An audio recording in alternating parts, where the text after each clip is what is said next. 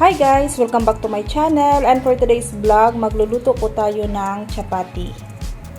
And these are the ingredients that I'm going to use. 2 cups of all-purpose flour, 1 cup of hot milk, 1/3 cup of sugar, 1 teaspoon of salt, and 1 tablespoon of butter.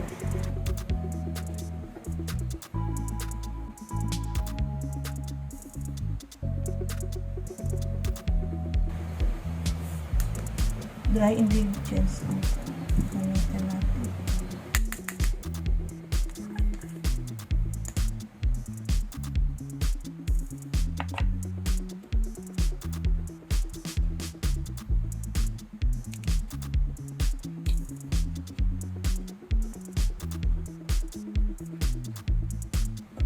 Kasi yung ano namin dito guys, yung bakery namin, nagko-close na po sila. They did not open for almost 5 days na siguro.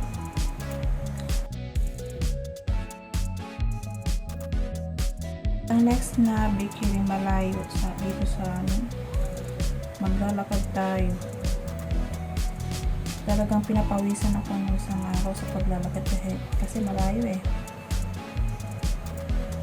At kung kunti lang po ating bibilhin, yung lugi tayo sa pamasahe. Mix lang po siya guys. I used to make chapati during the pandemic time, but yung wala na yung pandemic, hindi na ako gumagawa. Pero sa ngayon, no choice. Yung mga tao dito maghahanap talaga ng something to eat early in the morning. Bread. And this is the hot milk. We're going to gradually pour this one. Unti-unti lang po. Para hindi na siya magano.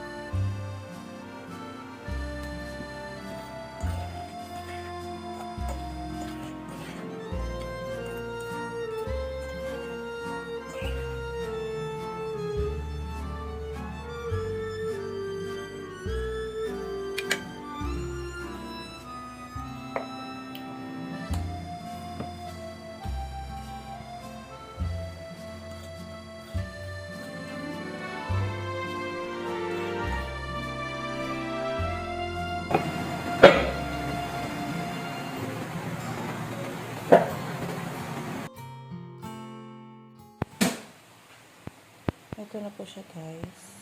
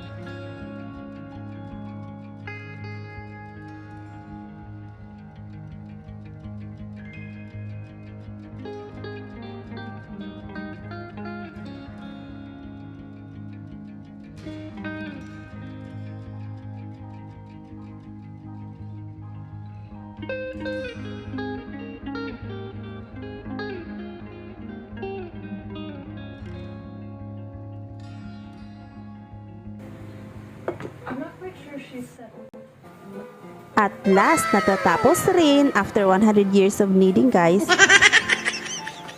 And now, let's start cooking. Madali lang po itong lulutuin, guys. Itong chapati. Although, matagal po siya i-knead, pero pagdating po sa pagbi-bake niya, madali lang po siya. And much better if you have a chapati pan, pero hindi pa po ako nakabili, guys. Kaya itong ginagamit ko ngayon ay ito po ang ginagamit ko sa pagluluto ng itlog. As you can see, hindi pa ako naglalagay ng butter or oil in the pan before putting this chapati because I put butter in the mixture already. Ayoko kasi yung oily yung chapati ko, guys. Matagal siya i-knead, pero pagdating sa pagbi-bake, madali lang po siya, guys. It's the opposite way. At saka half cook lang po yung ibang chapati. Kasi I'm going to reheat it kung gusto ko na pong kumain. And para po ma-distribute po ito siya evenly to the family. Kasi kung malaki yung sizes, madali na po siyang mauubos, guys. At baka aabuti naman ako ng 200 years sa pagninid. Nako.